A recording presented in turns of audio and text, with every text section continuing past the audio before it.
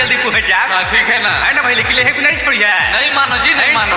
छोड़ा मत माना, है ना भाई। ओहरे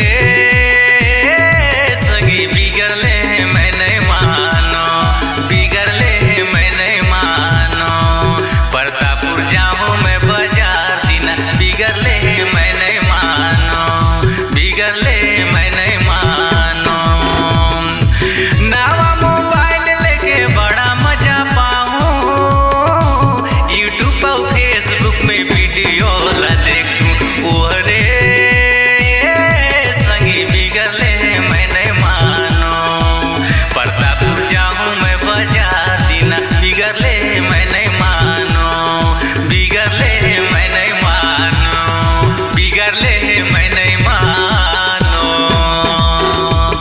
हाँ तो संगी मन, संगवारी मन, भाई मन, बहिन मन, आप सब जन को जो है कि तुमन का जानल पहचानल दुकान है ना हमार प्रतापपुर का फेमस दुकान, जिला की तुमन सब जन जानता। ये दे आकाश गंगा रवि मोबाइल, यहाँ जानता 0% ब्याज और फाइनेंस सुविधा उपलब्ध है भाई। और तो और जानता यहाँ AC होगी, कूलर होगी, फ्रिज होगी, टीवी होगी, ये सब जो है कि यहाँ उपलब्ध है। जाके देख लिहा, चीन लिहा और बढ़िया छाट लिहा, आए के घरे जो है कि सजाए दिहा, बढ़िया जो है कि जीवन आनंद हो गया। जाना था हमारे कहाँ जी दुकान है, यदि राजघराना के बगल में प्रतापपुर मेन चौक है ना भाई। ये सब तुम्हें जाना था। रवि मोबाइल, आकाश गंगा रवि मोबाइल, यहाँ जावा और एक से बढ़कर एक जो है कि आईफोन होगी, एप्पल फोन होगी, दुनिया भर के MI होगी, वीवो होगी, सब फोन वहाँ जो है कि तुम्हें भेटाई जाही। और सब ले हमारे प्रतापपुर ले सस्ता दाम में तुम्हें देखी संगवारी मन। तो जो है केला झीन भूल रही है कहाँ जाना था हमारे प्रतापपुर आकाश गंगा रवि मोबाइल दुकान ला। संगवारी मन ध्यान रहे। ऑनलाइन में बात करूँ, टेक्स्ट मैसेज भेजूँ, मौका ला पाते पावत वीडियो कॉल करूँ, वीडियो कॉल करूँ। हाँ तो संगवारी मन ध्यान दिया, हमारा आकाश गंगा रवि मोबाइल दुकान, रवि मोबाइल दुकान। ओहरे संगी बिगड़ले मैं नहीं मानो, बिगड़ले मैं नहीं मानो।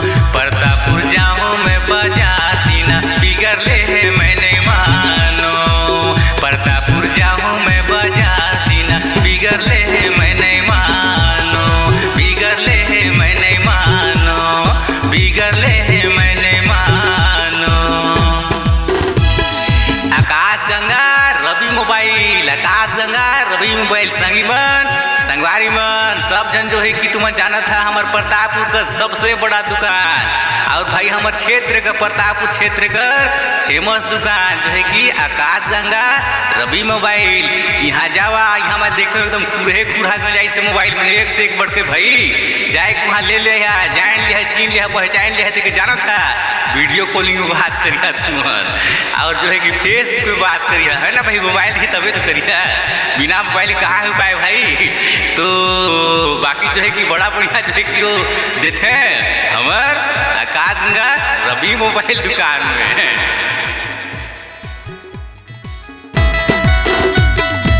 OnePlus Vivo नवा मोबाइल ले हूँ, आकाश गंगा रवि मोबाइल में जाऊँ।